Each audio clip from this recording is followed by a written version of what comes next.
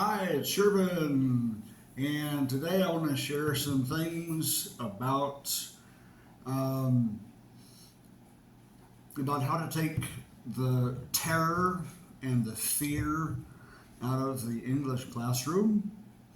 Um, I have found that students who don't go to cram school, didn't go to kindergarten, have never traveled overseas, have never interacted much with foreigners, um, have a terror of English class and of learning English because nobody has showed them that there is a different way to learn language than the way they learn Chinese. Now, Chinese is a site dependent language, absolutely site dependent.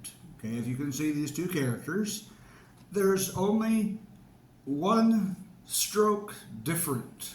If I get excited and put in one extra stroke, the pronunciation changes and the meaning changes. Or if I got in a hurry and I meant to write this one and I was going too fast and I left off a stroke for this one, the pronunciation changes and the meaning changes. Now, Chinese is absolutely sight driven. Okay? That's how we learn. Now, the concept of phonics is also different because here in Taiwan, they use Bapa Mafa, and we learn all the way Bapa Mafa, all the way to and we're done. And that's all the Chinese phonics we ever need to know. Now it's memorizing how to, we know how to curl our tongue. We learned through the phonics how to curl our tongue, and now we memorize and memorize and memorize. Okay? Now, I've done the math. In our students' lives, there are 9,945 minutes every week in a junior high school student's life that are lived in Chinese. And there's only 135 minutes per week that they spend trying to figure out English. And even in that 135 minutes, people aren't constantly speaking to them in English. They're getting some translation or they're doing some book work, or so the majority of their life transpires in Chinese. So when they're told, okay, we're going to learn language 2, well, they know how they learn language 1. Mapa Mafa, and we're done. And then we just memorize. So, okay, we're going to learn English. A to Z, short vowel, long vowel, SHCHOOUK, we're done. No. English is a sound-driven language. It doesn't really matter how we spell a word. We can spell them absolutely grotesquely wrong, and everybody will still understand what we mean. Usually, when we're learning English, A is for apple, and so everybody knows the English word apple. And I told my students, if you write APL and give it to any normal American, or almost any normal American on the street, and let them understand you want that thing, they're going to understand you want an apple. It's grotesquely spelled wrong. That's not how we spell apple. But even APL gives the idea, apple. Okay? English is all about sound. The ABCs don't have meaning at all. It's just a sound.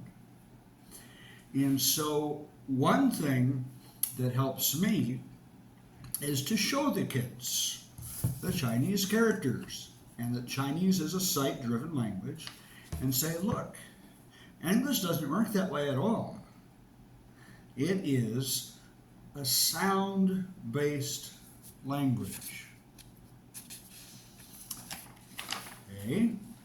And I teach them, yes, we learn A to Z, short vowel, long vowel, SH, CH, OOOU, and then there are patterns. We from the West have had spelling class starting in 3rd grade, which is a list of 20 words with the same phonetic sound spelled 4 different ways. Okay?